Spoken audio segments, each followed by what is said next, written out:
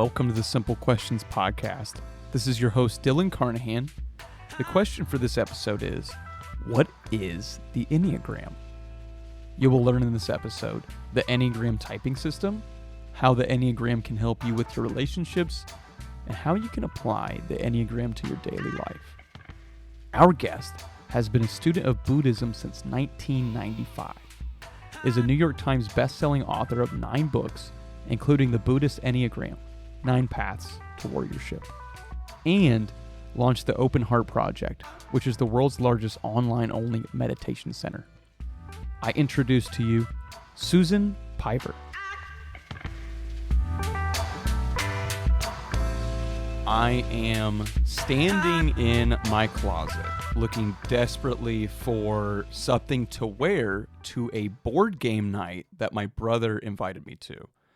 He has a handful of friends that are going to be there whom I've never really met before. I'm trying desperately to figure out what to put on. I decide to put on an anime shirt and a watch, 2 things I typically do not wear. I go to this board game night, talking to my brother's friends, and I would say maybe an hour into the board game night, my brother's friend Narav mentions that I am an Enneagram 3, which is something I have never heard of, and I am full of questions. Many of the questions he answered I still didn't quite understand, and he mentioned that this was something he learned during his time as a monk. So he tells me this.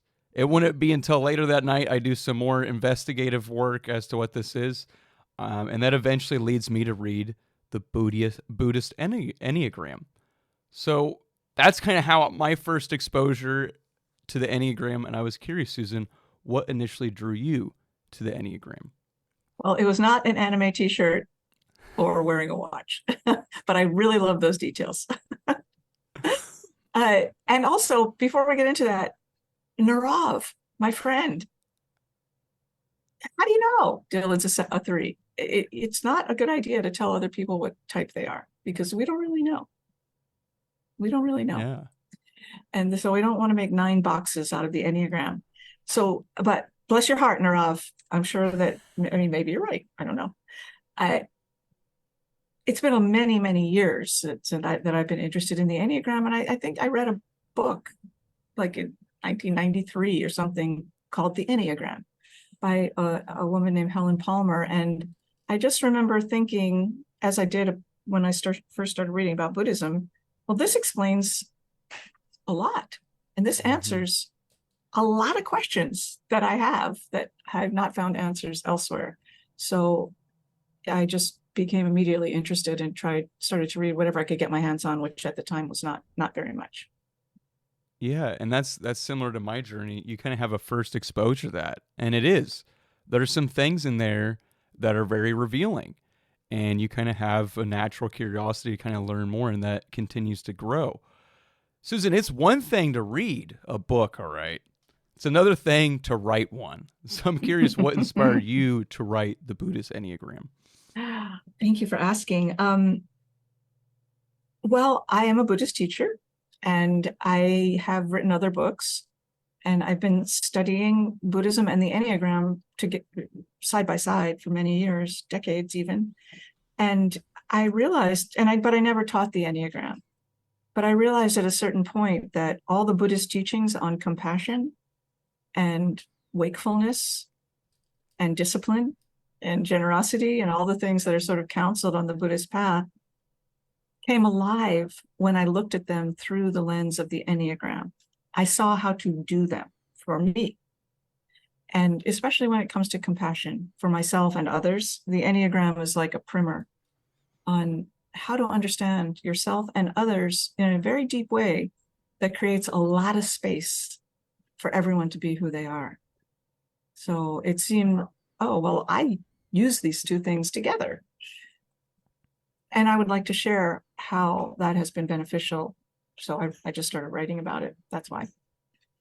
Again, natural kind of curiosity. You enjoy, you see the value, right? You mentioned through the lens of the Enneagram, how that helped you. And so you wanted to share that. Exactly. Now, we've been mentioning the Enneagram several times here, but can you briefly explain what the Enneagram is for those who are unfamiliar? Absolutely. So Ennea, Ennea, is the Greek prefix for 9. And the Enneagram describes 9 ways of being, which is the way I prefer to describe it, as opposed to 9 personality types, because personality type is ultimately superficial, but your being is sort of covered by your personality is anything but superficial. And the Enneagram describes 9 ways of being in the world, 9 systems of wiring, you could say. 9 different things get the 9 types attention. There are 9 avoidances, 9 idealizations, 9 talking styles even. And it's the Enneagram, as far as I can tell, and again, it's been many, many years, is a kind of perfect blueprint of your wiring, including what you would rather not see about yourself, which, if you want to know what's in your blind spot, the Enneagram will tell you. If you don't want to know, respect. I get not wanting to know, but it's a very deep view of your essence. And each of us is one of the 9. So it's not like, oh, I'm this one on this day and that one at that other time in my life. You are one of these numbers, which is makes it additionally fascinating, I think. Does that sound right to you? Does that make sense? No, it does. Can you elaborate? So we are one Enneagram number, correct? Yes. However, we do move. Can you discuss that? Yes, I can. So the 9 types are divided into 3 groups of 3. There are many subdivisions within the Enneagram, according to center of intelligence. So that's a place to start. 8, 9, and 1 are called the intuitive triad. 2, 3, and 4, the emotional triad. 5, 6, and 7, the mental triad. And they refer to these 3 forms of intelligence. You have all 3, I have all 3. But for you and for me, one of them is predominant. And then, if you notice the Enneagram diagram, there are lines connecting the different numbers. And those lines indicate journeys of integration and disintegration. Now, there's value in both integrating and disintegrating. So you don't move to another number. But if you're 7, let's say, which maybe you are, I don't know. Asking her off. No, I'm just kidding about that. Then when things are, well, right? Am I right about this? 7. Let's pick 8. 8. When 8s become super confident in who they are, they integrate at the number 2. They take on the high qualities of this other number 2. And when they go to their natural defenses and those defenses fail, they sink through the bottom of their 8ness and disintegrate at the number 5. So they don't become a 5, but they take on those qualities on bad days. And 5s, however, integrate at 8. So they take on the good qualities of 8 when things are going well. So it's an interconnected circle of numbers, but you are only one. I know people really don't want that. It feels like a trap, but it isn't. It's extremely liberating to figure out who you are. Yeah, no, it definitely is. When I want to clarify, we'll talk about this a little bit here, which is, when you hear disintegrate, like that does not sound very positive. I'm going to be honest with you, Susan. So can you talk about how maybe that's beneficial that you go to a different number rather than integrating? Well, Dylan, we don't really know each other, but my guess is that you have had very hard moments in your life where your ideas fell apart, your dreams crashed. What you thought was going to happen, did not happen, and you didn't like it. So at those moments, when our world disintegrates, there is also a chance to see something fresh, to go beyond your traps, your ideas, your comfort zone, to stretch who you are and what you're capable of. So the Enneagram calls that dissolving or disintegrating. But every wisdom tradition in the world, as far as I know, also says that is something in the letting go that comes with suffering that brings grace. So disintegrating doesn't feel as good as integrating, but it has power. Yeah. That makes perfect sense. Well said. I think there's a pattern break, if you will. Yeah, good way of saying it. Right. And, if everything was going right the whole time, you may not grow as a person. Yeah. So you need a pattern break. Sometimes you need to go backward. And maybe when you go backward, you see things from a different angle. You gain new perspective. There's a freshness there. Right. I think that's beautifully said. Yes, that's exactly right. And also just in Buddhism, by the way, and I'm a practice in the Tibetan Buddhist tradition, there are deities that indicate different energies. They're not like gods in the theistic sense. Anyway, sometimes the deity of compassion, let's say, appears in iconography in a peaceful form. Beautiful wings and clouds and everything's, oh yeah, I'd really like to be with that energy. But the same deity of compassion also is depicted in what is called the wrathful form, with claws and anger, and it's still compassion manifesting, with kindness and sweetness and gentleness when that is appropriate, or with anger and just definite point of view and absolutely not when that is called for. They're both compassion. So the integration points and disintegration points, in my Buddhist view, are introductions to what for you is the peaceful compassion form that you're particularly good at, and the wrathful form that you also may be very good at. Yeah. I think some of us maybe need to tap into that wrathful compassion when putting up a boundary. Right? Boom. Yeah, there's a lot effed up right now. And Yeah. compassion is not like, oh, well, it's okay, I'm sure it's all for the best. No, BS. Sometimes there's a fight to be fought. But when we fight it with aggression rather than compassion, we add to the darkness. Tall order. I can't do it, but I aspire to it. Yeah, it's not exactly easy. Mhm. You mentioned earlier about how the lens through which you can look at things with the Enneagram has been beneficial. How has the Enneagram impacted your life?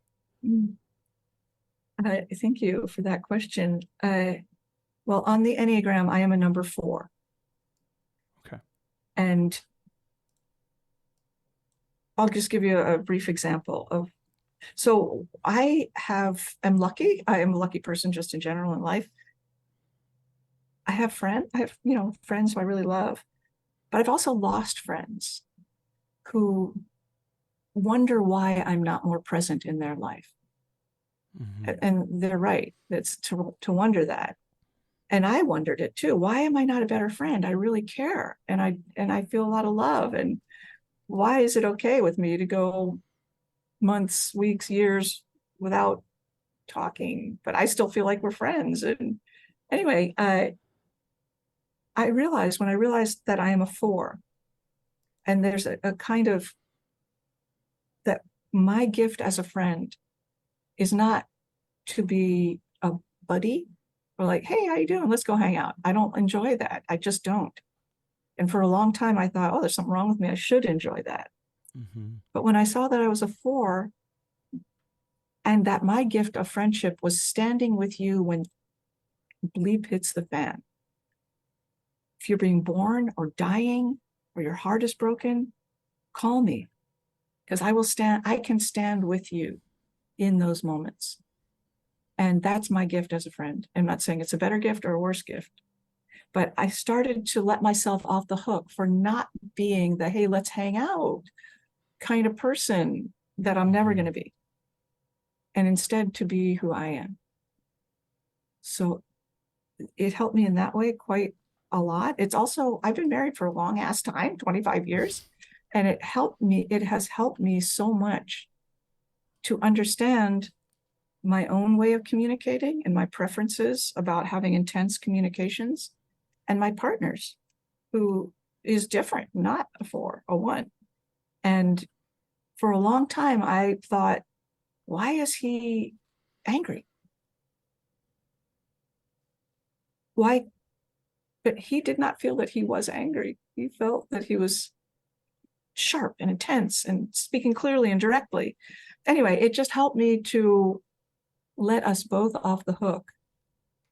Because when I saw what he did through the lens of my own personality, if I talked that way, it would mean I was angry.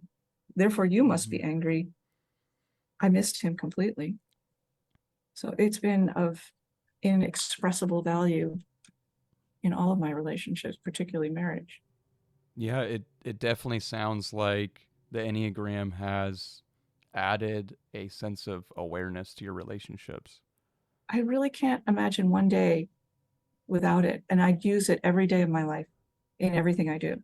It's just there. At this point, it's there. And it comes into play throughout every day of my life. I'm not exaggerating.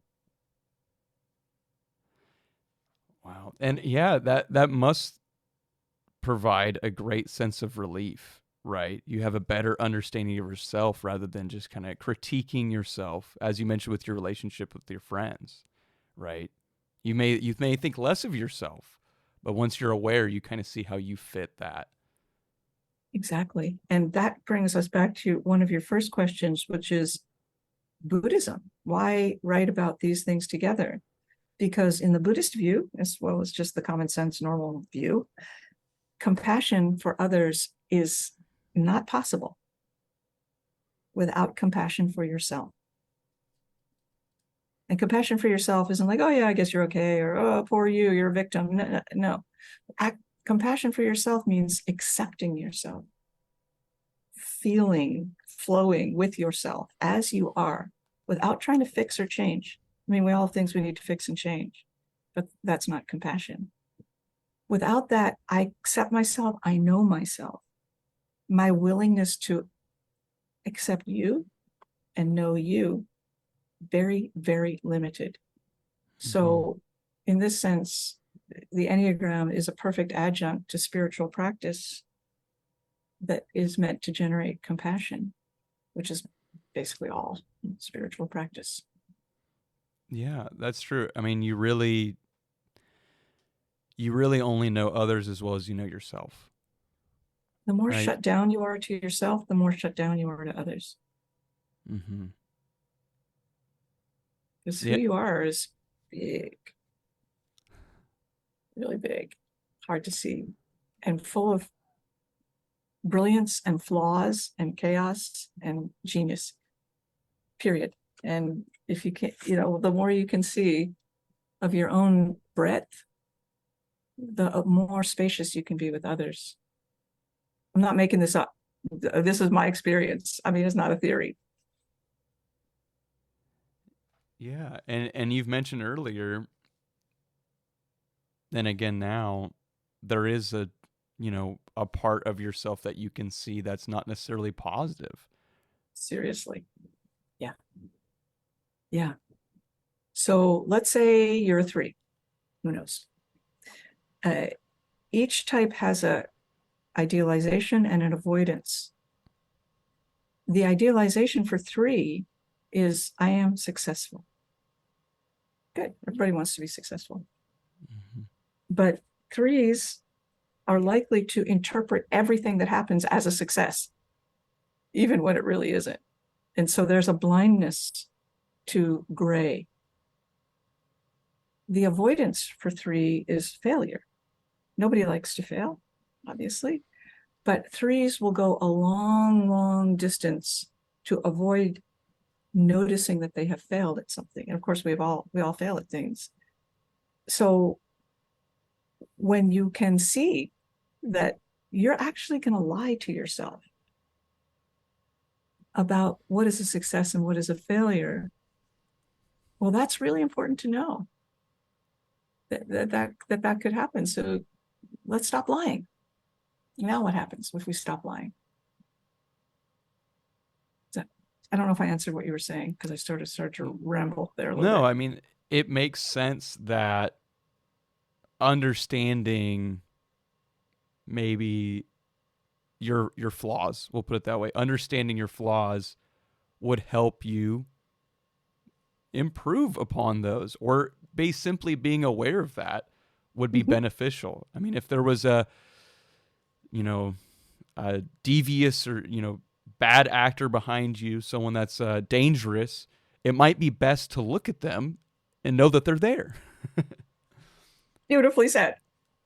So another small example, as a four, because I am a four, I feel more confident with these examples. The the idealization of four is I am special. The avoidance is ordinariness. That's really different than success and failure. So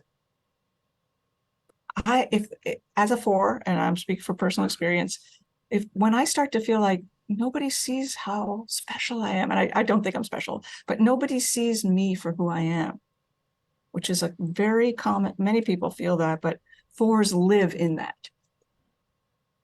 The world, I'm an outsider to the whole world. Sometimes that's true. But when I feel that really strongly, I can now also stop and go, wait a minute, that's my red flag. That something happened that has upset me. And it may be true that I'm a good outsider, but it may not. But that's how I start to see things when I'm really under stress. So let me take a beat and just question what's upsetting me right now. Not does the world think I'm special or not. Uh, so they're red flags. These are 9 red flags that help you wake up to your patterns by which you explain things that are not true. Your Enneagram type is your paradigm, your default Yeah, narrative, if you will. exactly. Totally. 100%. Yeah. And when you know that narrative, it's useful. Sometimes it's true, which makes it complicated, but most often it is not. As you're But we, saying, mhm. yeah, there may be a actual situation in where your uniqueness is not being valued. However, that's usually your default state. Or I guess when you start to feel that imbalance and start to feel that way, it's, as you've said, a red flag. Hey, I need to kind of assess what's going on here because this feeling's starting to come. Exactly. I see that even when it's not there,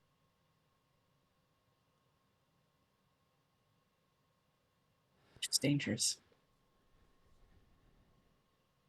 Yeah, definitely be important to pick up on that. You're kind of a victim to that if you don't know, right? Yes. And then your friends, they have this too. It's not right to type other people. We don't really know. But you can start to see, oh, my friend is falling into their trap of 3 or their trap of 7 or their trap of 6, whatever it is. Let me not just go, well, what's your problem? Or let me just see, oh, this is a wiring thing that they encounter over and over again. And I wish for their relief. Yeah, and even if you're aware of that, there is still kind of a struggle there, right? Doesn't Totally. immediately alleviate everything. Susan, you didn't go, Sadly. hey, I'm a 4, and then it was just smooth sailing from And then then all on, the right? 4 disappeared. No, that did Yeah. not happen. That is helpful to know. I found it anyway, enormously helpful. Yeah. Well, I know that you talk about this a little bit in your book, but what do we know about the history of the Enneagram? Yeah, that's such a good question. Uh, it's such a hilarious question because basically not very much.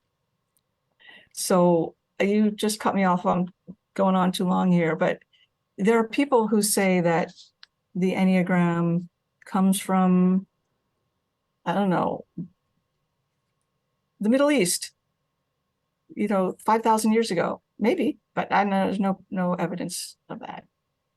When I first started studying it in the 90s, there was everybody said, oh, well, it's come from Sufism. the mystical tradition of Islam. But there's really not a lot of evidence that that's so either. And I've gone very far to try to find the answer to this question, including talking to Sufi sheiks and really investigating. I can't find, Susan Piver, cannot find the evidence. So that's all I know. Doesn't mean there is no evidence. It means I can't find it. What is known about the Enneagram is that the first person to ever discuss it in recorded history was a Greek Armenian mystic named Gurdjieff. And he taught it to his students in like the 30s, 40s, 50s, I think, something like that, as a system of understanding the natural cycles of life and death, not as a system of personality typing.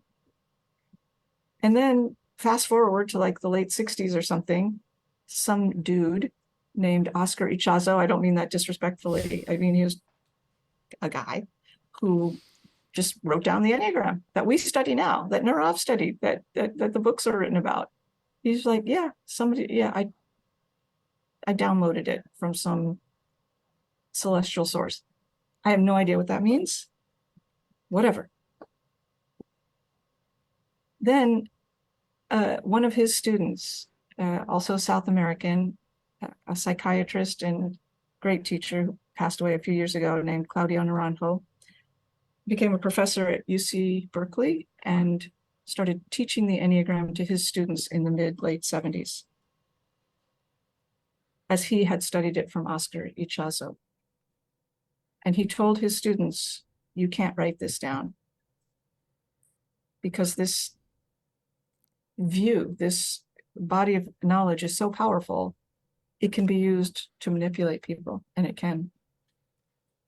So it can only be transmitted orally, teacher to student, which is how wisdom traditions have operated for thousands of years. But they ignored him and people wrote it down. And here we are. So Claudio added a tremendous amount to the canon of knowledge about the Enneagram. I don't know where he got it from, but he is, I think, the truest Enneagram teacher of our basic lifetime, and now deceased. That's it. That's what we know. And I went to his house once to ask him, where does the Enneagram come from? I wrote about this in the book. I made up some reason that I was going to be in his neighborhood. I live in Boston. He lives in Berkeley. Oh, yeah, I'm going to be in your neighborhood. I asked him, where does it come from? And he really did not give me a straight answer. And so anyway, I have my ideas, but I don't really know is the real true answer. I do not know. It's not attributed to anyone, which to me makes it way more trustworthy and weird and cool. It does. Thank you for your honesty. First off, it would be easy to just attribute it, right? Isn't that the safe answer? Oh, it's this person. Or, oh, we heard it, Yeah. It's never safer to lie. Although Yeah. I get why people were like, yeah, I read this. It must be true. Therefore, I'm going to repeat it. Yeah, we see where that gets us. Yeah. What makes the Enneagram stand out from other personality typing systems? It is so many things. It is not prescriptive. Most systems, and some of them are very, very valuable, and I love all of them, basically, say, well, here's your problem, and here's how to fix it. Here's how you can become better in relationships or at work, or, okay, good. The Enneagram is no such thing. It's not prescriptive. It is not a psychological system that if you fix these things about yourself, you'll be better. It's a way of going beyond the confines of personality to see a larger source of wisdom. I don't mean anything religious by that. It's huge. It's huge and unbelievably nuanced and unknowable, ultimately, and without the confinements that come with a lineage or someone who developed it. There's no one. So it's a vast, free-floating body of knowledge that you can use as you like. So I'm a Buddhist teacher, I'm a meditation teacher, and mindfulness is an interesting corollary, because if you want to use mindfulness, quote unquote, to get a better night's sleep or to feel less stress or to, I don't know what, reduce activity in the right prefrontal cortex or the left, whichever one is good, yeah, mindfulness will help you. It will. But if you want to liberate yourself from suffering for all time and become fully awake, same practice. So Enneagram is very similar. If you want to use it to have better relationships, get along better with people, be a better communicator, totally will do that. If you want to use it to love with all of your heart beyond any boundary, and to see other people clearly for the purposes of bringing more joy and compassion to the world, whether it helps you or not, it will do that too. Can't say the same about Myers-Briggs or the Colbys or Strength Finders or these other systems. And I love all of those I mentioned, even astrology, but they're different. You're really highlighting the scale and the complexity of the Yes. Enneagram, which is of immense value. Exactly right. That's exactly right. And the nuance, it's unbelievably nuanced. Yeah, and the more familiar you get with the Enneagram, as you said, there are different ways to apply it within relationships, personally, and that just kind of furthers, I guess, the scale of it, right? Because as you said too, there is a large portion of that around accepting yourself, right? Mhm. Which I don't know if, again, many of those things have the same level of depth, say. It's a really good point. That is a really good point. As far as I know, Myers-Briggs or Strength Finders, again, I love them. They don't say just accept yourself as you are and all the doors of your life will open. The Enneagram does say that. Yeah. I mean, they don't not say that. It's helpful to know you're an INFP or a whatever, but only as that works prescriptively. Mm-hmm. Yeah, I would agree. I think with the Myers-Briggs, there's less of an identity, I guess, surrounding that. Like you said, more prescriptive. Okay, I know what the I is intuitive or whatever the case may be. You can kind of decode it and get something out of it. Whereas I think there's a lot more, I guess, robustness to that paradigm of a 7 or an 8 rather than simply an INTJ just being, again, like this decoded kind of understanding of what that means. I think that's right. It's like Myers-Briggs is like a sledgehammer, and the Enneagram is like a drone. You just see everything. Well, you obviously know you're a 4, Susan. So how do you recommend readers determine their Enneagram type? Yeah. So the first step is to acknowledge and own that all the tests are bad. There's no test. So just deal with that. That's sadly, there's just no great test. If you want to know your Myers-Briggs, they got a test. Take it. They'll give you an answer that's probably correct. There's no equivalent in the Enneagram. However, there are many tests. So the first step I would say is take all of them. Take all the free tests you can. If you're a billionaire, take all the paid tests too. But just take all the free tests and then start to see, usually 2 or 3 numbers will surface in different orders as you in various tests. So let's say you take 10 tests and use the numbers 2, 3, and let's see, what's a good one to pick here? 2, 3, and 8. Okay, 8 is in, then start to look at the 3 centers of intelligence within the Enneagram. 8, 9, and 1 are centered on the intelligence of intuition, instinct. That may be you. 2, 3, and 4, emotion. 5, 6, and 7, mental intelligence. So, 8, 2, and 3 are here. Okay, 8 is in the intuitive triad. 2 and 3 are both in the emotional triad. Okay, let's start with the emotional, because 2 of the 3 numbers are there. So those are data points. Then set all of that aside. And the next step, first step, take all the tests. Second step, consider the centers of intelligence. Third step, and this is where it gets complicated, and if people like complicated things, they'd be very happy right now. Look at what in the Enneagram is called subtype. There are 9 types, and within each of the 9 types, there are 3 subtypes. So there are 3 kinds of 2, 3 kinds of 3, 3 kinds of 8, and so on. And the reason I suggest this is because it is usually easier for people to find their subtype, which I'm going to explain in a second, than their type.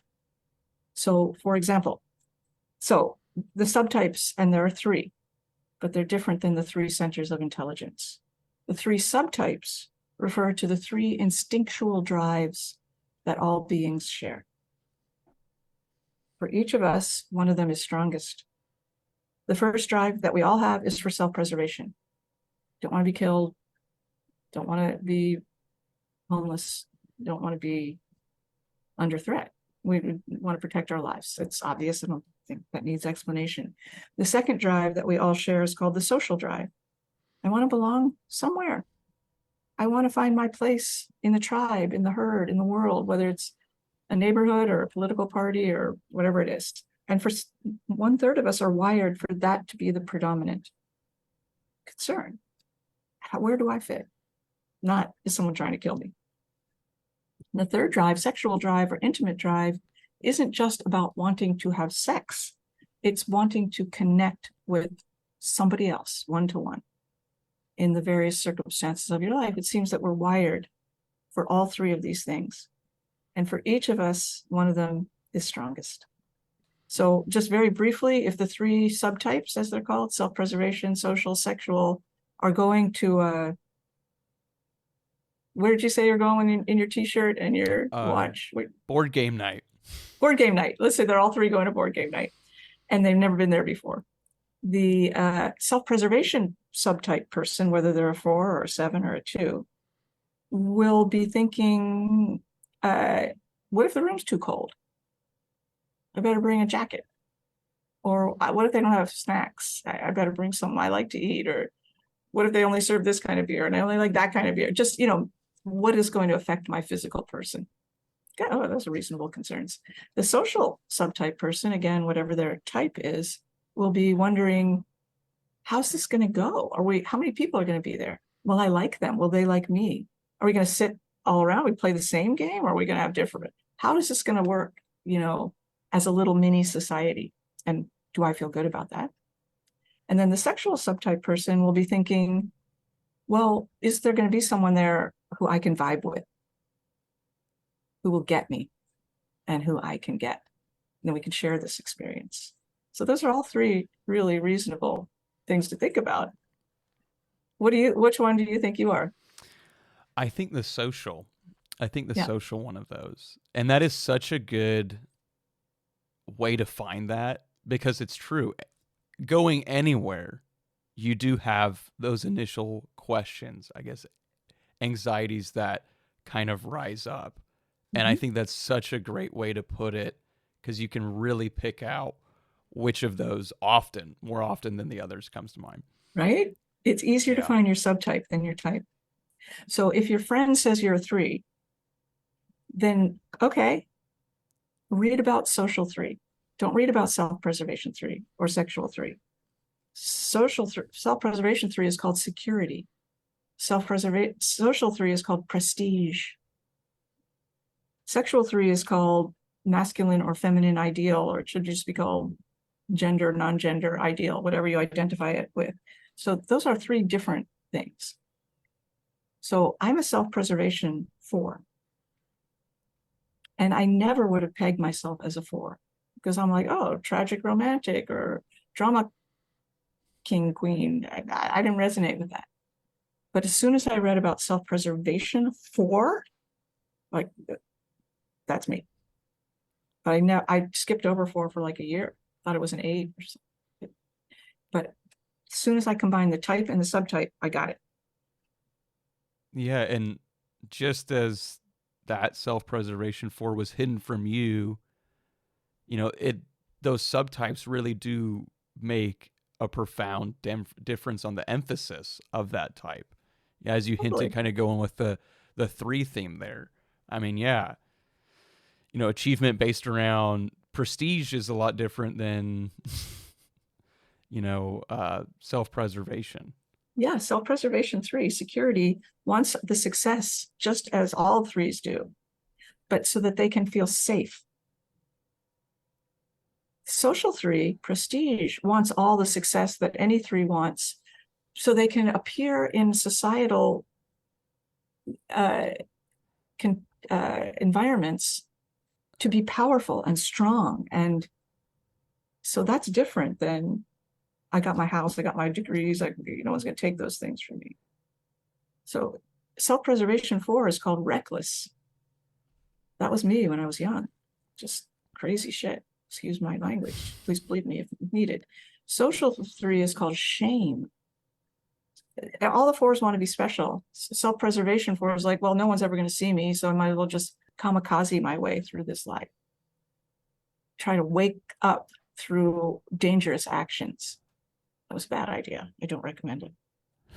Social 3 is like, the group that I want to be a part of is never going to see me, so I'm perpetually ashamed. I can't get in there.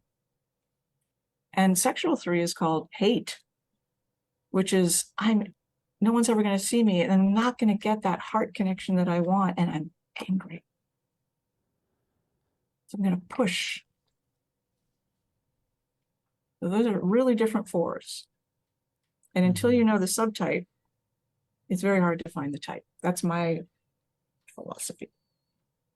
So Yeah, take all the tests, find your center of intelligence, find your subtype, go from there. well said. And I think too, if this is one of your first times hearing about the Enneagram, I would take those steps. I would take those and run with that.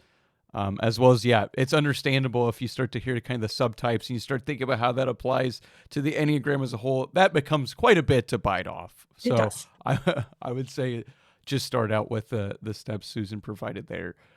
Now, we've talked a little bit about the relationships and how, the Enneagram can impact that. We've talked, but we haven't talked so much about, say, personally. So the Enneagram often highlights areas for personal development. How can your readers practically apply the insights from your book in their daily lives? That's a good question. So many ways to answer it, and it's so individual. And I think it all hinges on self-knowledge, knowing yourself, and then making adjustments, micro or macro adjustments in your everyday life to make room for yourself. So to me, the Enneagram is extremely practical. I know as a 4, I'm very sensitive to environment. And really I don't like that color red. I need it to be slightly different. Okay. Not to poo-poo myself and not to become too persnickety, obviously, or prissy about it, but yeah, environment really affects me. So let me take extra care to order things so that to me they appear beautiful, whether they do to anyone else or not, I don't care. And let me take myself seriously. So much suffering comes from not taking yourself seriously or taking yourself too seriously. But mostly we don't take ourselves seriously at all. And our world has told us, who do you think you are? And, other people are more important, or when you're a great person, you won't think of yourself. That's absurd. That's absurd. Can you love yourself and your life and make room for yourself to become who you are meant to be? I know it doesn't sound very practical, but the Enneagram says, here's how, here's a blueprint, take these steps. Know that when this issue comes up, it's a red flag that you're suffering. Know that when your inclination is to retreat and everyone else's is to move forward, that you're just honoring your own natural patterns, or vice versa. It's very in the moment helpful. Yeah. Well, I applaud you for answering that question, because it is difficult. It is a difficult question to answer, because if your paradigm is that of an Enneagram 9 and you're aware of it, how that impacts your daily life is going to manifest itself dependent upon everything, the situation, whether it be the social or physical, right? And so, as you put it, giving yourself the space and inviting that in and understanding that, that's how that's going to impact your daily life. Absolutely. And 9, by the way, is a great example, because 9s are most often the kind of people that move in a circular fashion. They don't move from point A to point B. They move in a circle, and they say, oh, wait, what's your point here? Why are you talking about all these 50 things at once? Okay, that's how they do it. And if you try to force them to, well, what do you mean? Is it a yes or a no? You're not going to get anywhere. So, oh, I see. Okay, you're a 9. You're going to go in a circular way. Let me just put down what I'm doing, make some time. I'll just go in a circle with you. And eventually we'll get there. But I cannot change you into doing it the way I want you to do it. 9s particularly have difficulty with others. I mean, everybody does, but because they are so nonlinear, and there's so little understanding for that nonlinearity. Anyway, that's just an aside, but that is practical in my life. So I'm not a 9, but I have great friends who are 9. So it helps me to be a better friend to them and to be more engaged on a deep level with them when I know, oh, you're never going to give me a yes or a no to my question. You're going to start rambling, and let me find a way to enjoy that, unless I'm impatient and in a hurry. I'll tell you, got to do this later. and that takes quite a bit of empathy to do that. That's the compassion piece right there.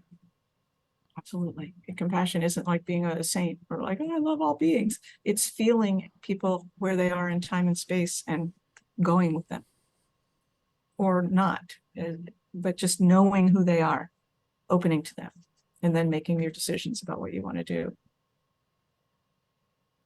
That's such a great way of putting that, because I think, yeah, there is that inherent desire to maybe just change change the, like you said, hey, maybe I have a goal in mind, or this is, in my best interest. I wish things were different. Right. And I think maybe maybe Dylan Lee Carnahan's just projecting my internal kind of struggle out on other people when you say that, And you have every right to want things to go the way you would like them to go, but other people have their right for that too. And until harm is being done, which quite a bit is being done, the more you can open. Compassion has almost nothing to do with being nice, by the way. That's a huge misunderstanding. It has everything to do with being awake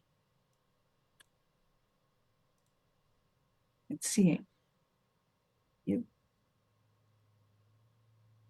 which can invoke all sorts of feelings, nice, unnice. But compassion is has more to do with being awake than being nice. Yeah, I think that's such a misconception. I do too. We just automatically, compassion is just some bubbly, nice person. Yeah, some sweet, which is kind, so more dynamic than that. It's so much more dynamic than that. Absolutely right. And interesting and beautiful and complex and powerful. Nice schmanice.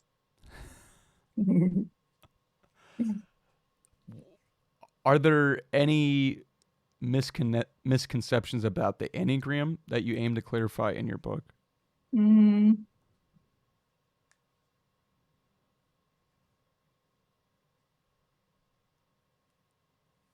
think the biggest thing, misconception is that there's a test. I mean, is that somebody else can tell you who you are. Nobody can tell you who you are. And then the other misconception is that you can change your number. You can't, according to the system. This is who you are. And so people get, freaked out by that. But I'm like, well, Dylan L. Carnahan, where were you born? Were you born in Central Time? Yeah. Kansas. Okay, so Kansas. Yeah. So you will never not be from Kansas. But you can go live anywhere you want. And you can be anyone you want. But you will never not be from Kansas. And it's really helpful to know. I'm from Kansas. It has this impact and this meaning.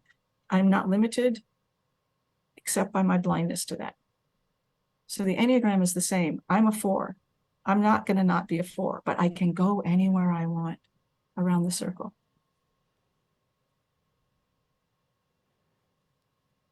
Yeah, and I think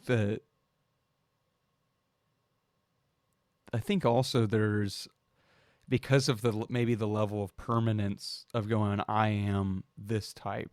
Once you've identified that can be scary, right? So it might be a nice falsehood to lean into, right? Especially when you look at some of those scarier, negative qualities of that type, and you start reading those, you go, well, maybe I'm another type, or I feel like that would be definitely an instance that you might lean into that falsehood. I agree. It's scary to be a human being. It's scary to be alive. It's scary to figure out who you really are. But what else are you going to do? Pretend? So can you be brave and kind? The Enneagram says, yes, here's 9 ways to be brave and kind.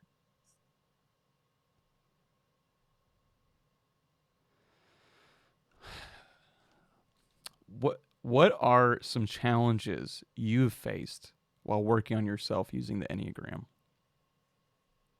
I think the biggest challenge I face is I believe my own BS, and the flavor of particular 4 flavor of BS is that I'm nothing, my life is nothing, no one's ever going to know me. I mean, a lot of people feel those things, but 4s travel with those as regular companions. I'm perpetually outside of whatever. And I believe that. And it's not true. But I really believe it is. And so I construct my life and my day and my language around things that are not true. I can make a case that they're true, but I can make a case that they're not. So what do you believe that actually is not true? It's really hard to stop believing those things. It is. And stories are very powerful. Stories are very powerful. And if you're selling yourself a story and maybe you didn't even know it for so many years, right? You're unaware. And even when you do gain awareness, there's still some things you could be missing. And it's still a powerful story, perhaps. Absolutely. All of that, what you just said, I agree. The stories are really hard to see around, and they seem so true. Sometimes they are, but often they're not. They're default screens that your system just defaults to, in a vacuum. And I have a lot of trouble not doing that default screen. Yeah, it's very difficult, but once you do see that flag, that pop up, so to speak, something pops up, you had your default screen, you get a pop up, you go, oh, this is what's going on. Exactly. You regain a sense of autonomy outside of that narrative. Exactly. That is a really good way of saying it. And for me personally, and I'm a meditation teacher, so I find that meditation is very, very helpful in this regard, because it doesn't change or fix anything, but it creates some ability to see what is happening without trying to mess with it. Let me just be aware. Okay, now I see this thing that's happening. Let me not try to fix it or react to it. So meditation creates space between what arises and what you do. And in that space, all things are possible. Without that space, no things are possible. You just get on the ride again. Yeah. You just fall into that natural pattern and off you go. It's so familiar. Yeah. Yeah. That's very powerful. That awareness is very powerful. It's everything. What do you hope readers will take away from your book after reading it?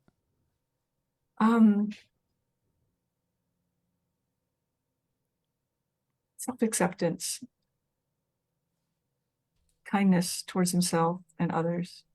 I know that sounds cliche, but that really is my hope, is that the Enneagram will give you yourself back, minus all of the, what's the right word? The self-criticism that comes from other voices, not your own.